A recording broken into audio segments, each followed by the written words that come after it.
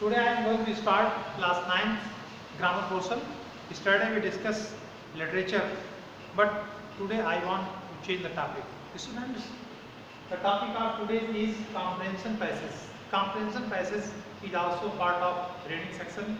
It is also asked in section A. And I want to tell you about the topics of grammar. In grammar, you have to study comprehension passage, editing, omission, transformation of the sentences, as you can also say to change the form of sentences, and types of letter. You can say formal letter or informal letter. So this is your portions, this is your grammar portions you have to study. Now I am going to be focused on comprehension passage. Comprehension passage means to comprehend, understanding the passage. Passage is given and you have to study, you have to be focused on passage, then you can find out the questions from the passage. Students, I want to tell you, it is also written on the blackboard, how you attempt the passage. You know this is reading method. In my opinion, you have idea about comprehension passage. You attempt the passage only reading method. No.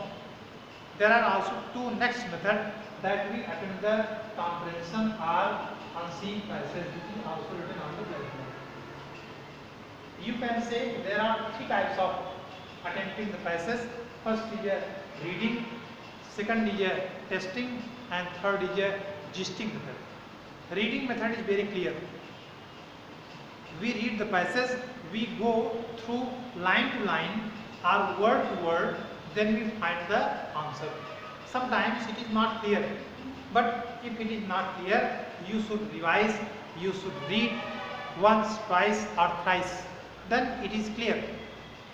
First of all, it is given reading method. In reading method, you should go through line to line or word to word the passage and you will get the answer.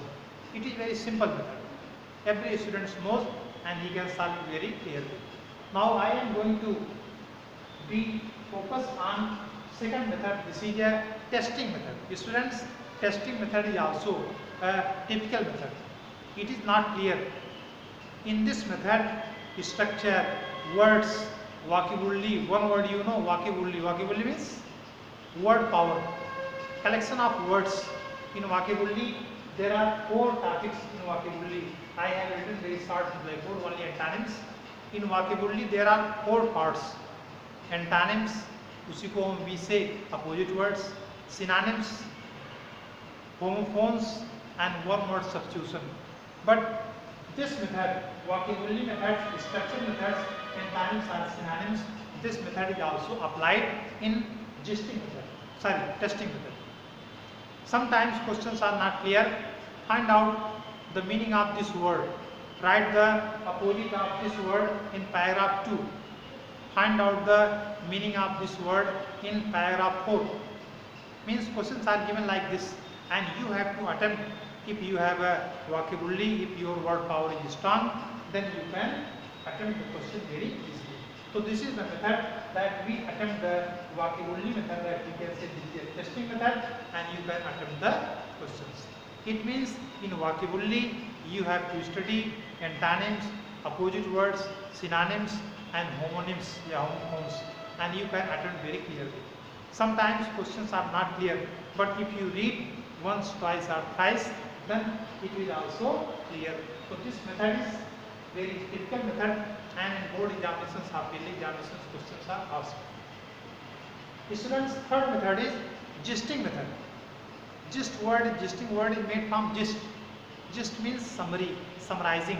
Sometimes 500 words, 4, 5, 6, 7 paragraphs are given and you have to summarize the passage.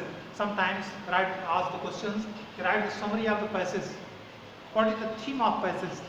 At that time, you have to study paragraph 1, 2, 3, 4, 5. How many passages are given?